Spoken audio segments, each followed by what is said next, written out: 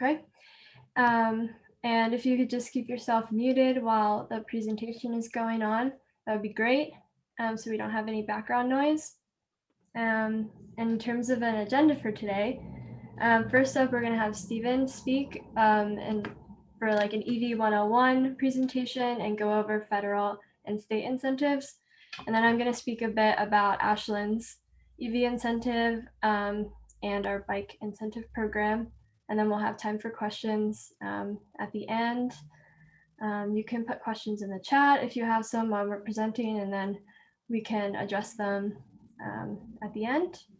So yeah, this event is part of our Adopt Your Home campaign for Ashland Climate and Energy. And basically it's about reducing our emissions at home. Most of Ashland's greenhouse gas emissions come from the residential sector. So we're just focused on taking that action at home. And next week we actually have an event about home energy upgrades. We'll be talking about heat pump water heaters, induction cooktops, appliances like that, and the city incentives that go with it. So if that's of interest to you or to someone you might know, feel free to send that to them. And you can sign up for that the same way you signed up for this one. So with that, I'm going to turn it over to Steven to get started. If you could share your screen. Awesome. Well, thank you for the introduction, Bridget. All right. So I can't see my own screen, so can you confirm that that is showing the EV 101 and Oregon rebate slide? Looks good. All right, perfect. Thank you so much. Well, hello, everyone. I'm Stephen Alaman with Fourth. And a little bit of background about us. So Fourth is a nonprofit and trade association that focuses on four major areas: industry growth and development. So that's kind of us working with OEMs to try to get them to produce more electric vehicles and to really make it more front and center that electrification is the future. Policy advocacy, that can be anything from trying to get lawmakers to support more things like electric school buses, or support more infrastructure being installed, such as electric vehicle charging. Demonstration projects, we do a lot of different ones of these. We're actually going to be taking a mobile showcase. Essentially, it's this EV education trailer that I'm going to be hauling around the Pacific Northwest, and we'll be doing outreach as soon as we get the go-ahead from local or as soon as COVID restrictions kind of lift and everyone feels safe meeting back in person. And consumer engagement, we do stuff like this where we just talk to folks and try to kind of educate people about electrification and let them know what their options are. And one more thing I'll mention for demonstration projects in the future, I'll follow up with Bridget and Stu about this. Fourth is actually looking to launch a electric vehicle car sharing program in Ashland. We probably won't have many vehicles there, but yeah, keep a lookout. There may be a Bolt you can just kind of rent for road trips or around town use. All right, so just a very high level or kind of level setting here. I'm going to talk about the types of electric vehicles and what is considered a plug-in vehicle and what's not. So a lot of people, when I say, have you driven an electric vehicle? They say, oh yeah, I've ridden in a Prius. So that's kind of why I have this slide, is to kind of differentiate the difference between, the traditional hybrids, plug-in hybrids, and what a pure electric vehicle is. So for your traditional Toyota Prius, that is a hybrid electric vehicle. So pretty much the way to know if you're in a hybrid electric vehicle versus a plug-in hybrid or a regular pure electric vehicle is just what type of fuel does it take? If you can only put gasoline in it and it still has a battery, then it's just a traditional hybrid electric vehicle. If you can put gasoline and charge it, plug it in, then it's a plug-in electric vehicle or PHEV. The benefit of those is essentially you can do all your round town driving on electric. And then if you want to go on a road trip, you can stop by the pump, fill it up, and you won't need to stop and charge. Or pure electric, which of course you can only charge and you can't put gasoline in it. All right, so just pictures to kind of make it a little bit more clear. As you can see, the plug-in hybrid on the right is a Mitsubishi Outlander.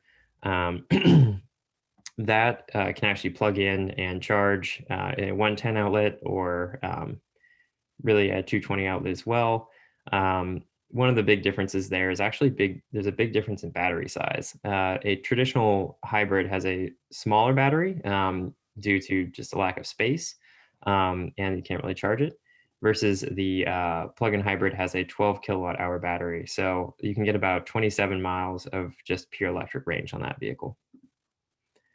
All right, so comparing pure electric vehicles to plug-in hybrids, the vehicle on top is a Tesla Model 3. That is a pure electric vehicle. Um, and some other examples of that, which I will talk about more, are Chevy Bolts, Volkswagen e-Golfs, BMW i3s, and the Hyundai Kona, and of course the other Tesla models as well. When it comes to plug-in hybrids, there's a lot of things to note. There's a bunch of different ones as well.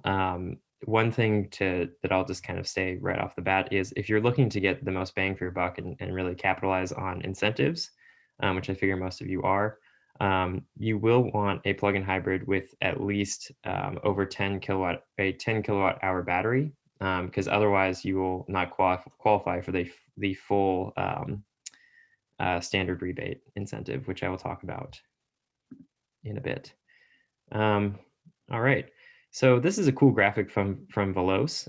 Essentially, it's illustrating how many electric vehicles have been sold in the U.S. And as you can see, it's nearly 2 million electric vehicles. EVs make up 3% of all new vehicle purchases, quite a bit more in the Pacific Northwest than the rest of the country, but we're seeing this expand more and more. And if you've seen in the news, a lot of the vehicle manufacturers have actually committed to having all plug-in vehicles or all electric by 2030 or 2035. So this is just a map that actually breaks down the amount of emissions from electric vehicles. So because electric vehicles aren't having emissions come out of the tailpipe, it in turn depends on how clean your electricity grid is. So these are estimates, and they do not include, I should just note, they do not include the manufacturing emissions from the creation of the vehicle. So only the emissions when using the vehicle. So let's say California, for example. California has a very clean grid because they use a lot more renewable energy over there. And so compared to an internal combustion vehicle, if you're driving an electric vehicle, to get the same amount of or to produce the same amount of emissions, your internal combustion vehicle would have to get 122 miles per gallon. And I don't know of any vehicles, internal combustion vehicles or hybrids, that get that good of MPG. So just something to note. And then another thing to be aware of is if you are on a grid that is actually quite dirty and uses a lot of coal, then it may not make that big of a difference. That being said, grids are getting progressively greener, so it should make a big difference in the future. But in some of these areas in the Midwest, you may end up being better off with a really high or a Prius or something with a really good MPG. All right. So just some background about charging. A lot of people don't know this, but for most, or actually all electric vehicles, they come with a little charger that can plug into a 110 outlet. So you don't need to go find public charging everywhere or have a charger installed in your house necessarily. Essentially, I recommend for a lot of folks that don't do a lot of driving to actually never purchase a level 2 charger for their house, because these chargers work just fine. They're not very fast. They charge about 3 to 5 miles per hour, which doesn't seem like a lot, but if you leave it plugged in overnight, that will charge your vehicle quite a bit. Also, if you end up purchasing a plug-in hybrid, these chargers are actually perfect because, if with only 25 miles of range, you only really need to charge that car about 5 hours for it to be full. So level 2 chargers, this is essentially, you can have these plugged in your house. This is the type of charger you will see most commonly at public charging stations. They range quite a bit. as far as how quickly they can charge. It can be anywhere from 12 to 50 miles per hour of charging. And if you're going to have one installed at your home, you need a 220 or 240 volt outlet, which is the same as a dryer plug. A couple of them, for example, the newer Nissan Leafs actually come with one of these chargers that you can just plug directly into your dryer plug. So you don't need to have an electrician come and do anything funky. All right. So fast charging, there's actually 3 different types of fast chargers currently. We'll see if they end up getting standardized in the future. I know Europe has actually standardized all of their fast chargers to be CCS, which is the one on the left here. But currently, you're going to see 3 different types of fast charging stations. You'll see CCS, which is essentially the J177 plug, which is your regular electric vehicle charger with these 2 little things at the bottom. And that makes it charge way faster. So something to note, if you're purchasing a vehicle that has CHAdeMO, or not CHAdeMO, sorry, CCS, you will want to make sure that it comes with these little plugs at the bottom, because there's a couple models that, for example, a Chevy Bolt, where you can purchase it without the fast charging capability. If you plan to go on a road trip or anything like that, you're definitely going to want that fast charging capability, because it would be a pretty big bummer to pull over and realize you just couldn't do it. I've actually heard from a couple consumers that has happened to them.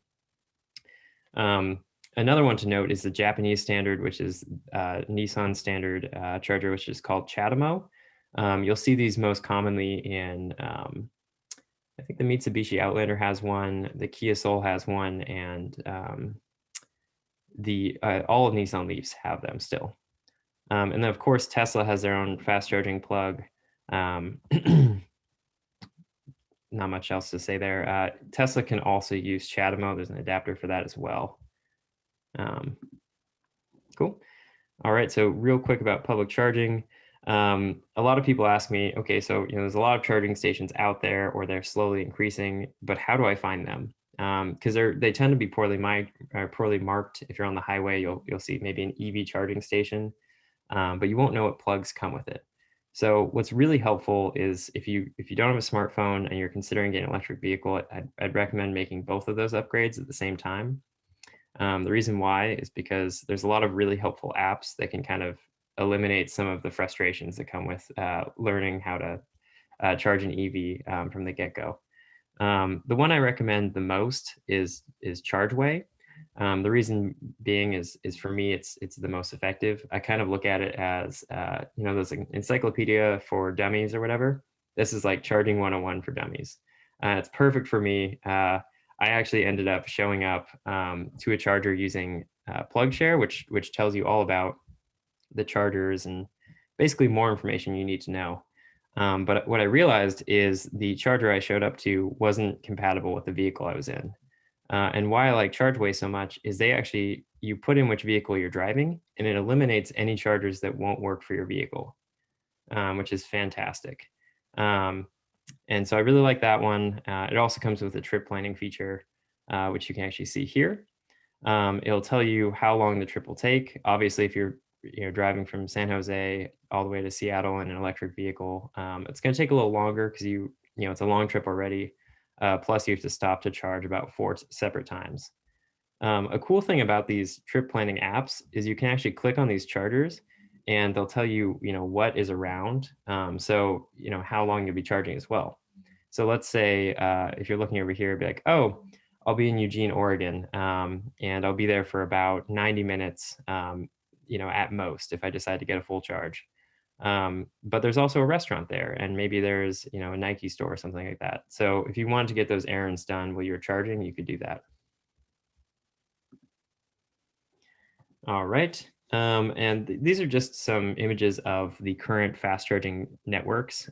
These are only 2 different companies, so there's actually a lot of other fast charging networks out there, but these are currently the 2 most robust networks. The top one is Tesla. So if you have a Tesla, you are able to use all of those chargers. If you don't have a Tesla, you can actually get what's called the Tesla Tap, and it's an adapter that will switch it over so you can use Tesla chargers if you were in a other type of electric vehicle. I should note there, I don't believe the Tesla Tap currently works for fast charging, So it would only really work if you were like doing a level 2 overnight. And there's a lot of Tesla chargers that are stationed at hotels. That can be a really good solution if you're doing a road trip in a different electric vehicle.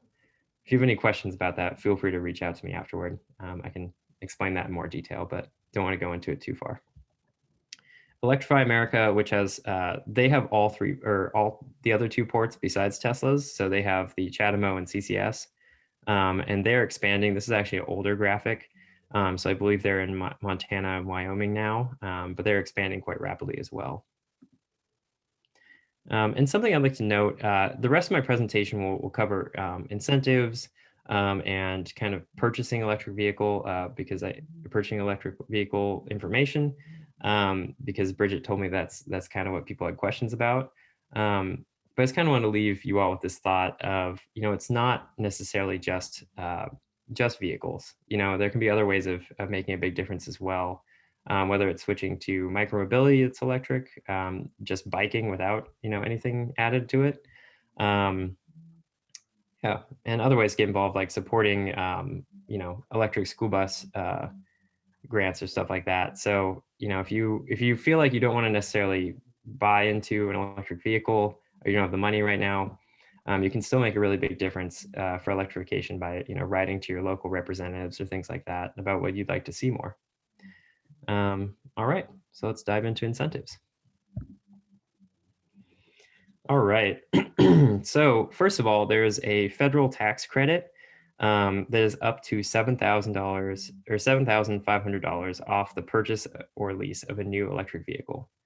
You can check which vehicles are eligible using this link. I'll send these slides to Bridget, who will pass them on afterward.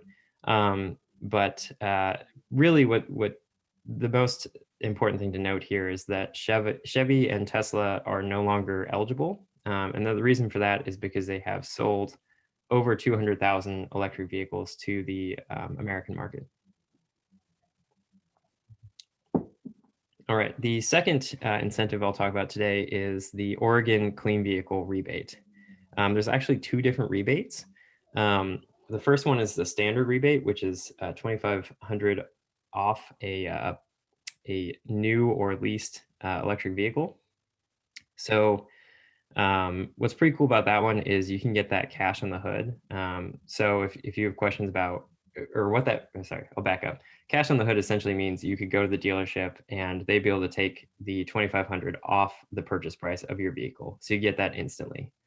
And then the next rebate in Oregon is the charge ahead rebate. So this is an income qualified rebate. It takes your, it's 120% of the median income in your metropolitan statistical area. Essentially, if you are below that, you'll qualify. There's a lot of people that qualify for that rebate. The only people I know that haven't been able to qualify for the charge ahead rebate so far have been like lawyers or doctors. So I strongly encourage anyone to apply. And if you have any questions about that or the application process, feel free to follow up with me. This link below right here is actually a really good resource and has all the information you'll need to sign up and actually get that taken care of. But the way that rebate works is you purchase the vehicle and then you apply to apply for the rebate afterward because they have to verify your income and all that stuff. All right, so we're mostly going to just skip over this. Don't feel like you have to read it or take notes on it or anything. I just wanted to have this on the slides because this is essentially the list of all the vehicles that qualify for the standard Oregon rebate. And maybe charge ahead too. I should check if this is charge ahead or standard, but essentially you can check the battery size, how much the rebate's for, and you'll notice that the rebate is actually different depending on the battery size. So as I mentioned earlier, the vehicle has to have over a 10 kilowatt hour battery to qualify for the full 2,500. Otherwise, it only qualifies for 1,500. So for the most part, plug-in hybrids are going to end up being getting a rebate of 1,500 versus that full 2,500.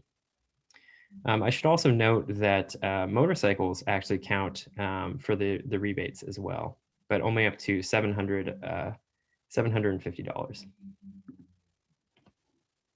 All right.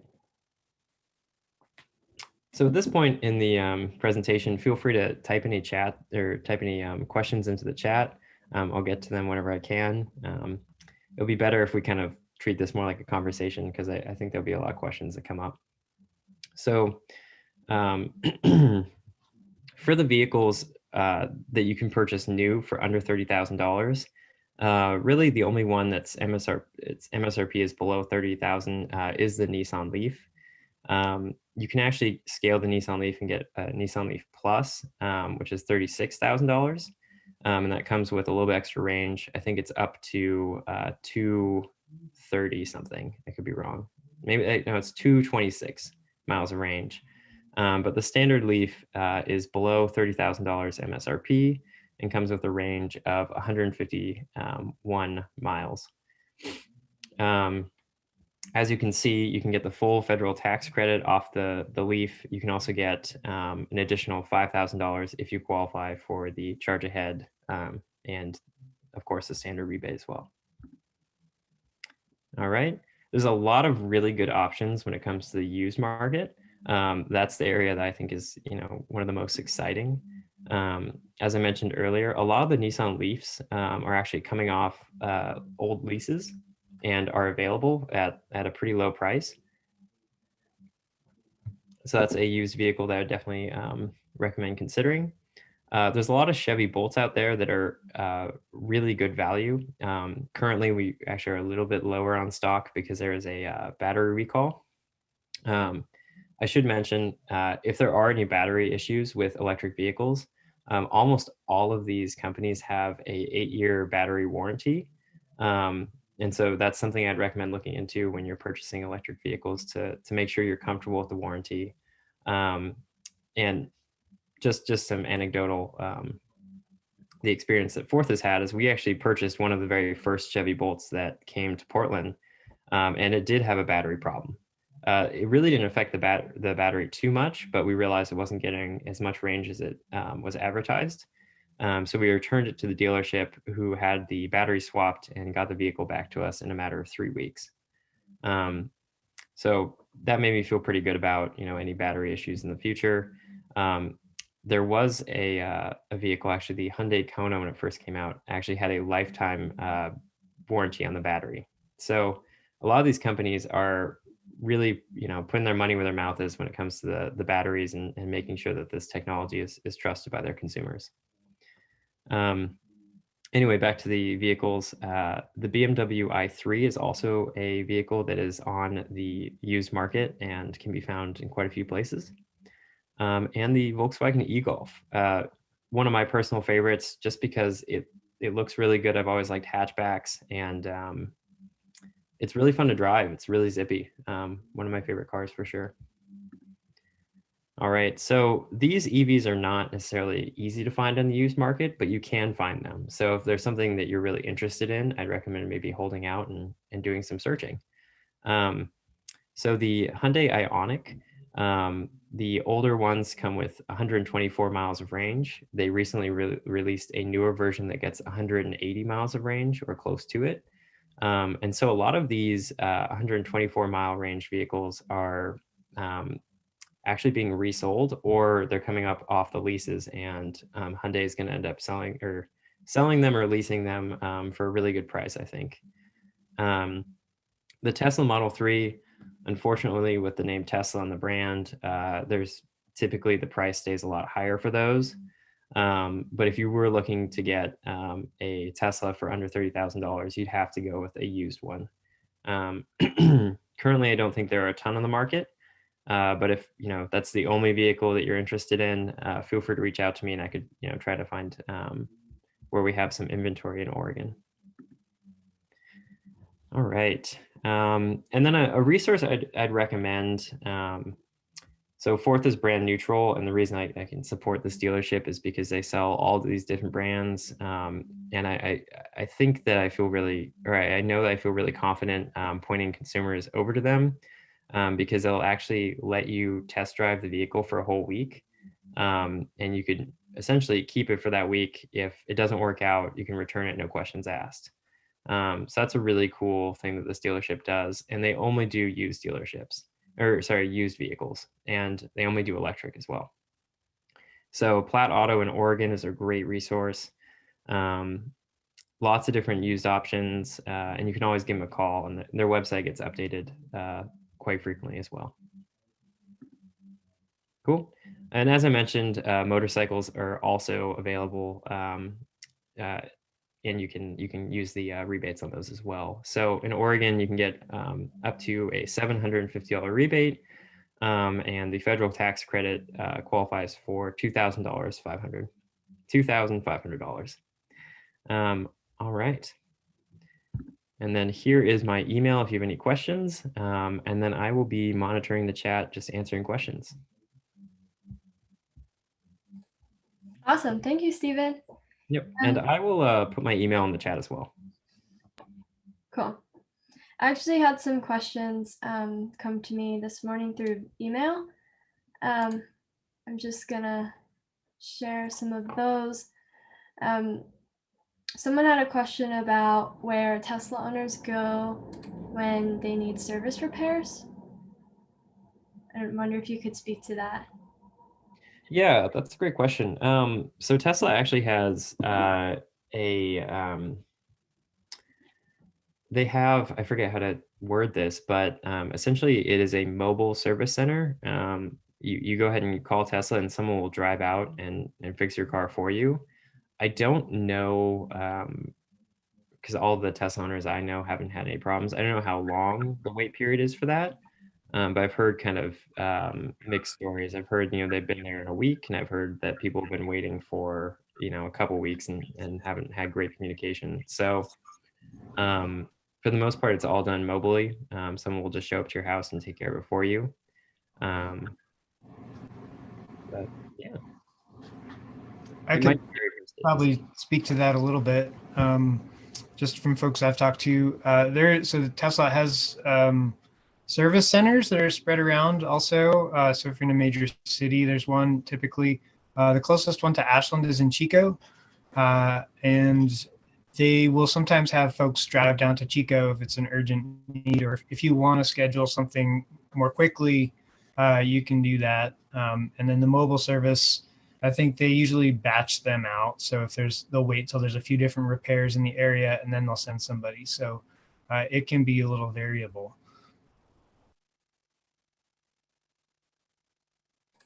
Cool. Another question I had was if there are any EVs with higher clearance for like driving on the forest roads around here.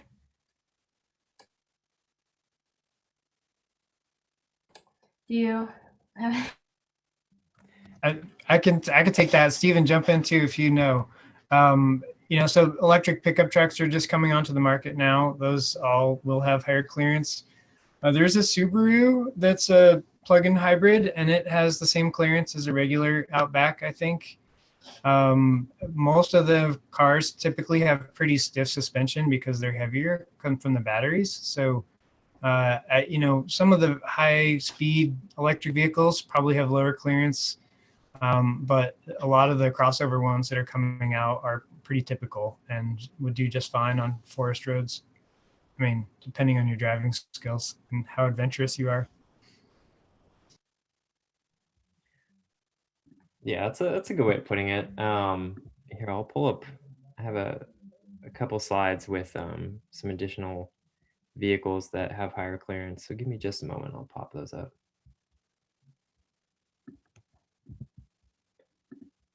All right.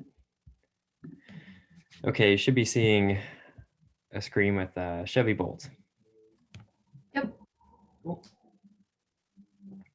Okay, so it doesn't look like it, but the Chevy Bolt actually has a surprising amount of clearance. Not a ton, so maybe it wouldn't be perfect for forest roads, but like if you go over a speed bump or anything, you are not going to have any issues. And as Stu said, the suspension and everything is always really good because of the weight of the battery and everything. This is a plug-in hybrid, but the Mitsubishi Outlander has a really good clearance. I've actually used this vehicle to drive in the snow.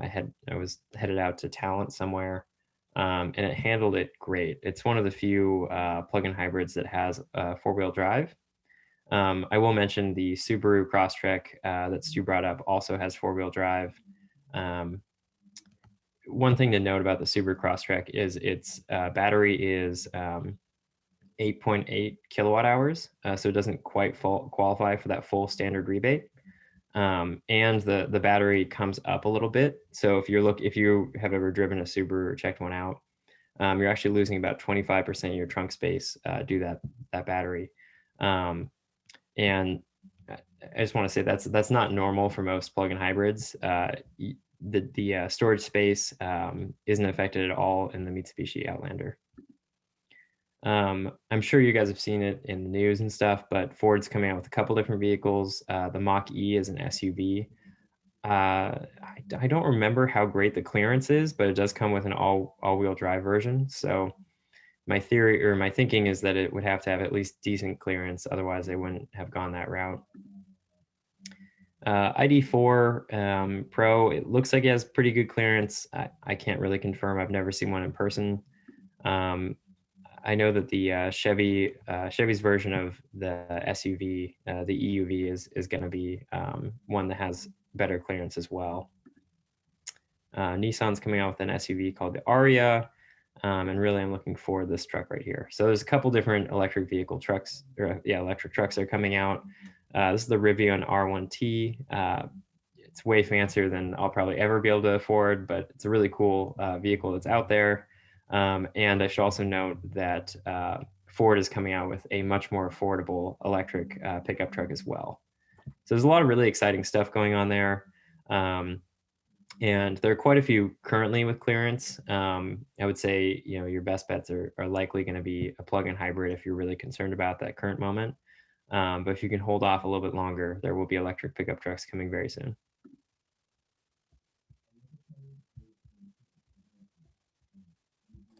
Cool.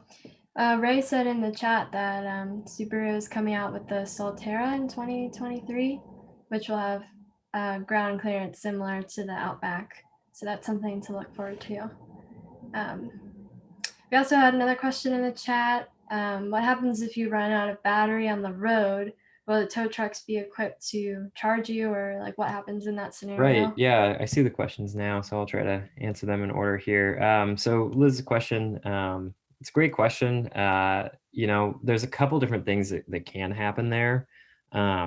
First off, I'll note it's really hard to run out of battery in these vehicles. I've pushed it to the limit quite a few times on some of my road trips, and you get all these warnings. If you think a check engine light is hard to ignore, a battery running out or an electric car with a battery that's low is very hard to ignore.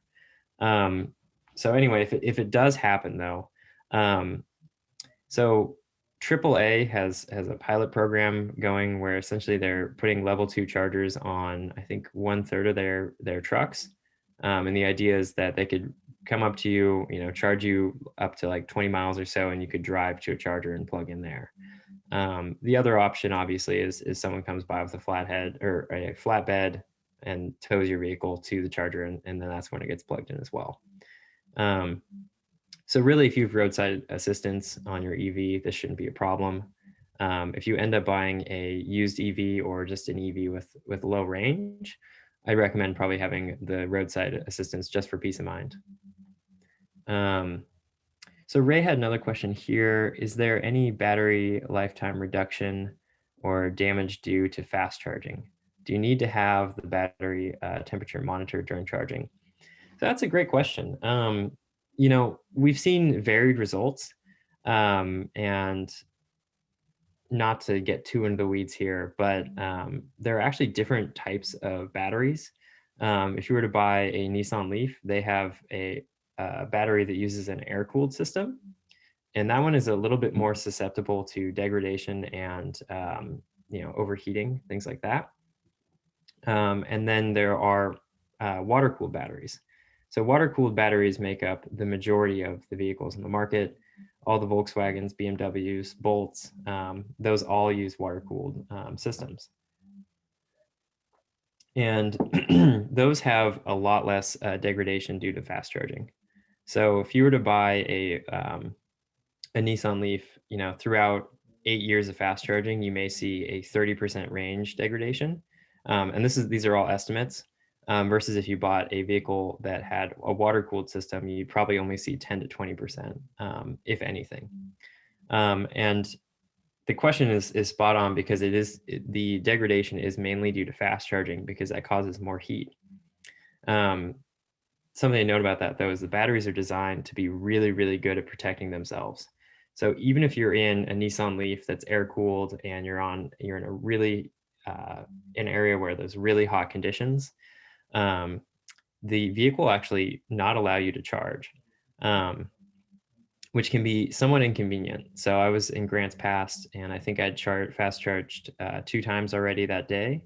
And the vehicle actually had me wait about 30 minutes before I could plug it in, just so the battery wouldn't end up with any damage.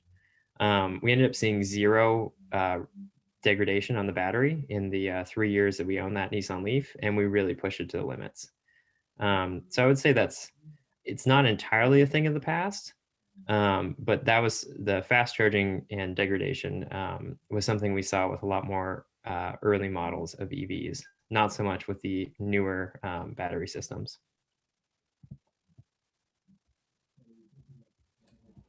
Awesome, thanks for that. I'm going to take a pause in the questions real quick and talk about the Ashland incentive. So there might be more questions after that. So just bear with me while I share my screen for a second.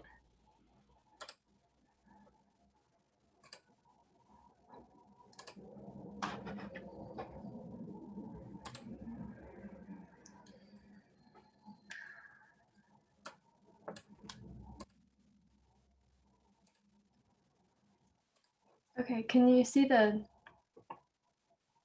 PowerPoint? Anybody? Yes, okay, thank you. So the city of Ashland, we actually have our own electric vehicle incentive, and it is $1,500 for the registration of an eligible new or used battery electric vehicle.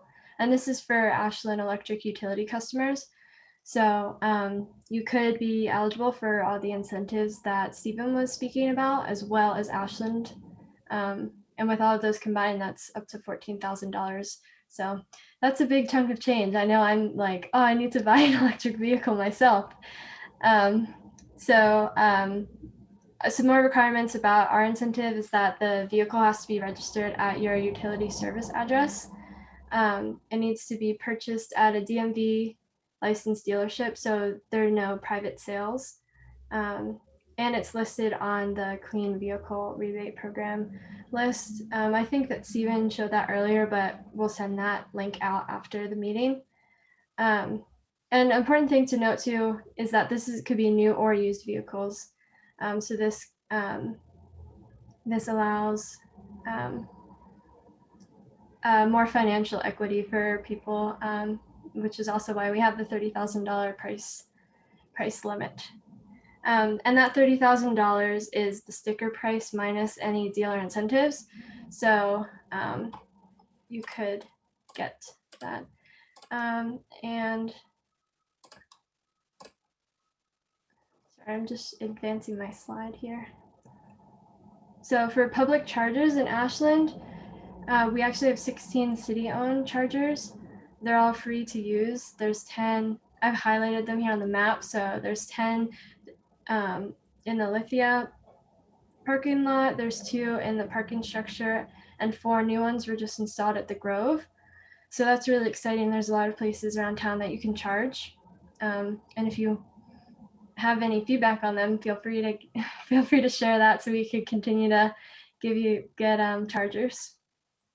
And then lastly, I just want to touch on quickly that we have an electric bike incentive program. So that is $300 for Ashland utility customers. And the purchase price for that, it has to be $3,000 or less and class 1 rated. and it has to be purchased at a local retail bike shop. So the 3 listed, Ashland Cycle Sport, Ashland Electric Bicycles, and Piccadilly are the ones participating right now. So if that's a program that you're interested in, you would go to the bike shop and work with them, and then you would get a voucher to submit for the incentive. So I am going to stop sharing my screen.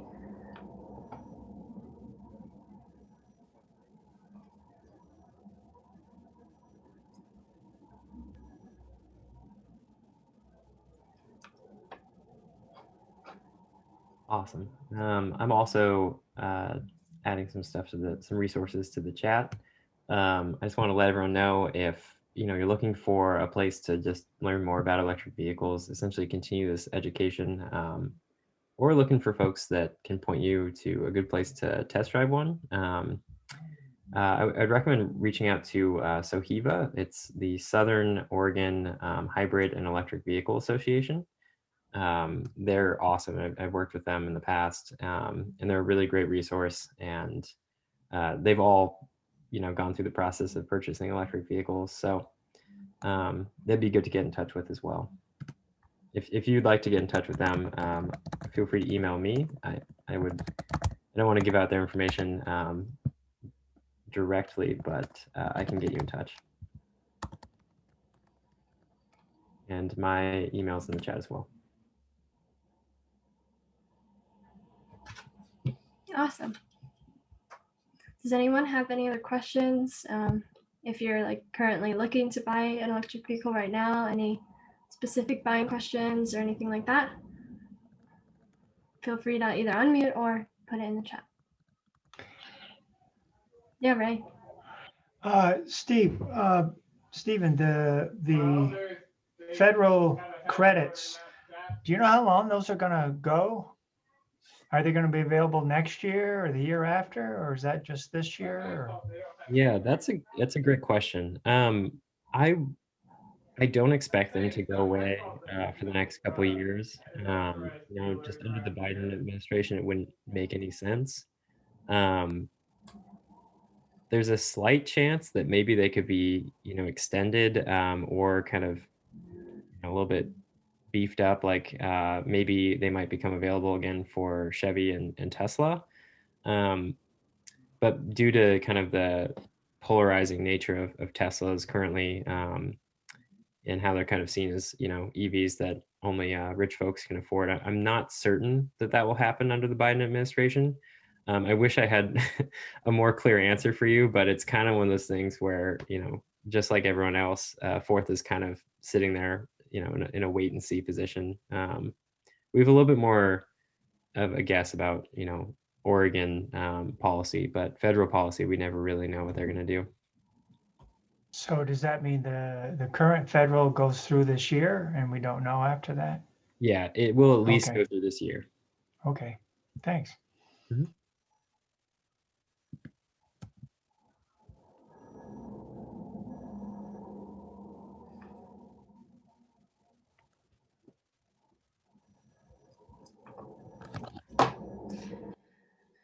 All right.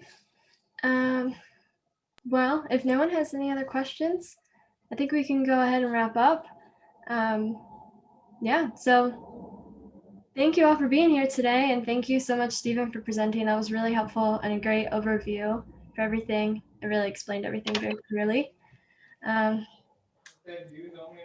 So yeah, thank you everyone, and I'll send out a follow-up email with resources, and feel free to reach out to any one of us if you need more assistance. Yeah. Thank you. All right, great, thanks. All right, have a good one, everyone.